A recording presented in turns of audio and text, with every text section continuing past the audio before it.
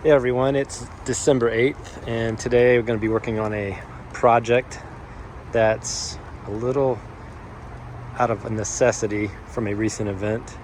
So about 3 weeks ago, this guy had a little breakdown up in the mountains. Not so much of a breakdown, but some sort of an anomaly in the transmission that has caused me to monitor my temperatures. So I'm gonna let you guys see over here what I have. I went and picked up a AutoMeter temp sensor and gauge. So it came out pretty quick. I got it from, where did I get it from? Summit Racing. Came out in just a few days, so I've ordered a few parts from those guys and they always seem to come quick. Comes with everything that's needed to mount. This is the actual sensor itself. I'll show you that. And get it out of there. And there is a little, I guess they call it a pressure port little not even an adapter, it's just a little pressure port screw that this thing supposedly goes right in. And from my research, this should be easy to hook up. The main thing that's gonna have I'm gonna have to put a little more time into is figuring out where I want to put this. So most likely I'm going to wind up trying to just let it sit out kind of neutral out up in here. Not necessarily looking to put it on a column because most of them come in 2s or 3s. Most of them are 3s. They're made for diesel. 2 of them, I just really don't want to have anything to put else in there. So I will just go with, if I can find a single, I could mount it up here. It could be nice. But I believe I might be able to just get it right here, and that should work good for me. So let's see what it looks like down below. And here's the harness. So it's all plug and play. So I'm down below on my E4OD automatic transmission. This is a 1995 Econline 250. And that is the port, the pressure testing port that I'll have to tap in. That's where that little sensor goes in, snaps into the harness, and then you just wire it through up into the firewall. And there's plenty of room up in here. So it should be a straight shot. And let's see what happens. And in case you're wondering, this is a 7/16 right here. So what I hear, that some fluid comes out. There shouldn't be too much.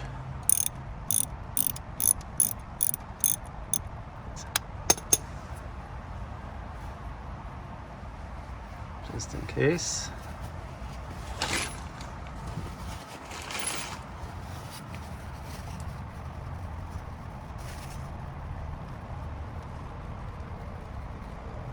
There's a little bit coming out right now. Barely a couple drops. There, you can see it coming down. Not much. So here's my sender, or the little sensor. And it does recommend put a little Teflon tape before you put it in. And it came with a little bit of dielectric grease, something to that effect. And it helps to keep the moisture and dirt out of this connector. So there we have it. See if we can get this thing in.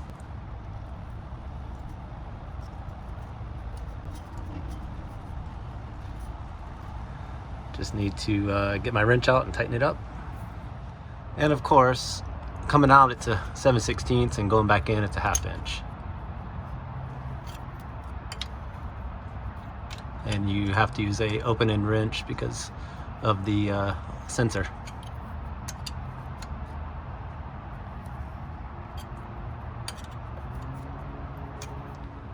So I think that's gonna be in as snug as I want it.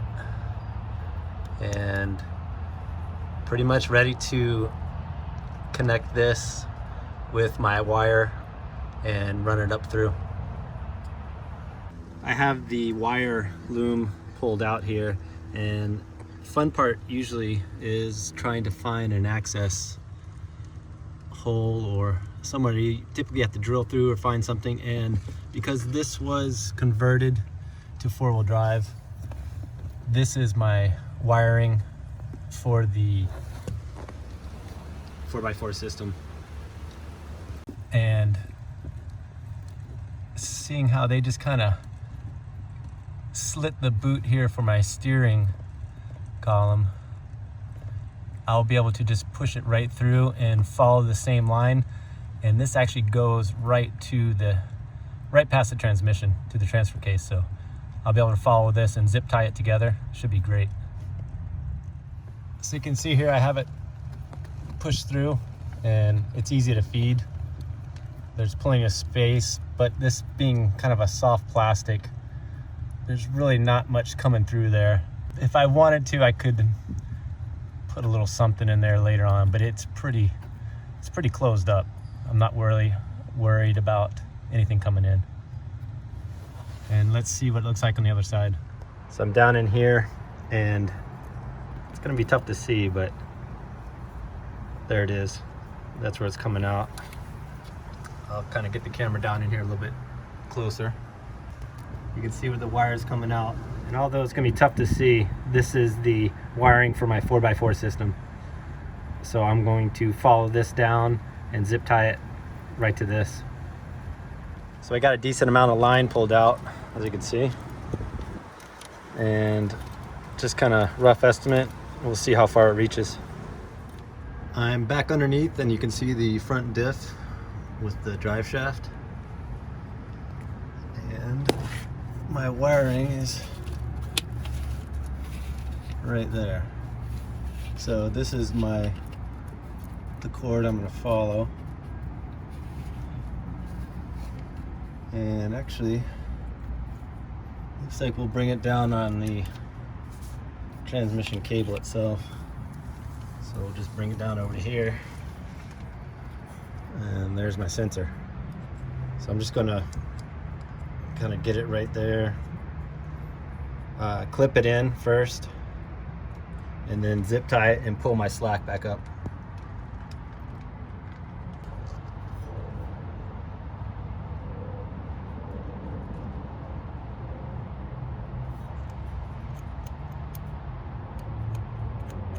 Well, as you can see, got my little clips on, my little zip ties.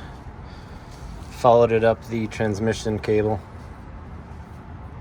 or the shifter cable here, and just jumps over to this other one, this black one here, and that'll run into the firewall. So this would be good enough, but I'm gonna call it temporary and come back, and after I test it, come back and rewrap everything, possibly put this within a wire loom itself and make sure that this is going to be weatherproofed.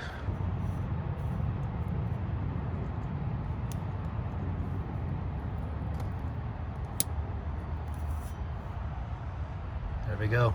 Snapped in, and I have my grease put in there. I will come back through and put either a little electrical tape, because this is definitely going to see some elements, and possibly a little wire loom as well in here, just to get this protected. I did overshoot my length a little bit, but I will pull this back through and start the process of finding my key on hots and ground and see if I can get it tested out. Back inside, and there's my wires coming out, and here's my fuse panel. It's kind of right under here. Get this guy out. So now just need to find which one is key hot, and also for the lights. So when you do turn on the lights, it'll turn green, and then when the running daytime, it'll keep the light off, and it'll just run the typical black and white. And it's always nice to have one of these laying around. So it looks like I'm going to be doing 13 is a instrument panel illumination. So connecting to that would put the light on as well. And it's a Ford match, so it comes up green. And then I can put in power window locks next to it. Really, any of these that will come with the key on. Well, I'm officially back at it. It's been a couple weeks, some holidays, some travel, but I have some time today and we're gonna see what we can get accomplished. So last time around, I did get this connected to the transmission, the sensor, and now what we're doing is locating the appropriate slot for our fuses. This is the cover with the extras. And with our handy little book here, I've gotten a good candidate. So we're gonna go with number 11, and that's gonna run the radio and headlamp switch. So that should be a key on. And what we're doing right now, I do have the add a fuse put in already. Let's see under here. Maybe a little dark, but there it is hanging out. And I'm going to test with my little meter to make sure the voltage is right and see if we can get this thing fired up. So right now I have it connected into the lead coming out, and you can see here 0. We're just gonna find a ground. This should work. So let's see what happens. With key on, we're getting 11.5, which is really just representing my battery's a little low, but that's gonna work. So what I'm doing right now is just, the red is the key on ignition to power the unit. White is the illumination. So you can run them together and it'll just be always on, or you can run the white separate and put it on as the running lights or as the lights come on. Right now I'm just gonna put them both in to the same slot up in here just to do a quick test and see if we get illumination. So it's just pushed in, there's no crimp connection yet. And same thing, I'm gonna throw the ground up and let's see if we get any action. Try to get a little shadow in there. There we go. So I think we're working. Just ground off, ground on.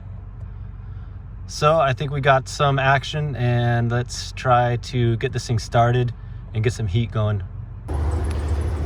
And we have liftoff. So it started barely. The battery's a little low, but it cranked over. And it's still illuminated. So we'll give it a little time, see how it warms up, and see if this thing's doing the normal operating temperature as it should. All right, I believe we have this thing ready to go for a little test drive and see if we can get the transmission up to operating temperature and readable on the new meter. So let's see what happens. Well, we are driving, and just for a bit of a recap, last trip out had an issue with the transmission. Yeah, it's coming out pretty good. And hopefully it was just a scare, but we had a lot of fluid leaking out, and apparently temperature got above operating range. So right now we're just going for a test drive, see if we can warm this thing up. Right now it's still stuck at the bottom reading, which is 110. So it may or may not be working. I may or may not have installed it correctly, but we're gonna find out here in a little bit. Well, conveniently on our test drive, we've passed by the same shop that we dropped the van off.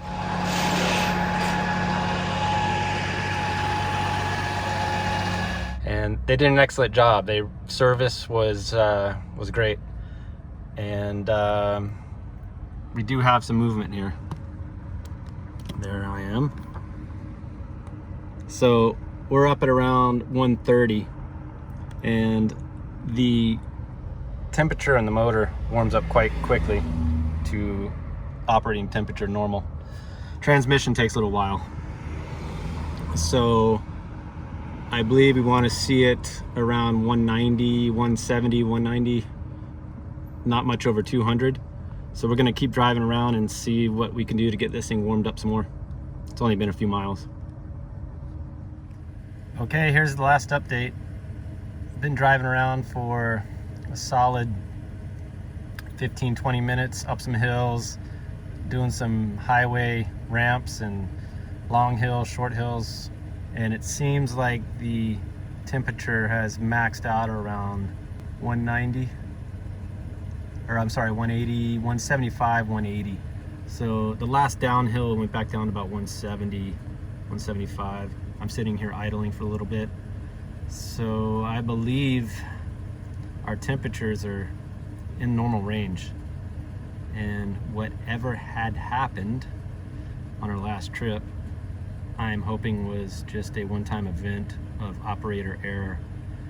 So right now what I'm gonna do is park it. I don't have time to hook everything up as I want to, but I do know that my gauge works and it seems to be operating at normal temperatures.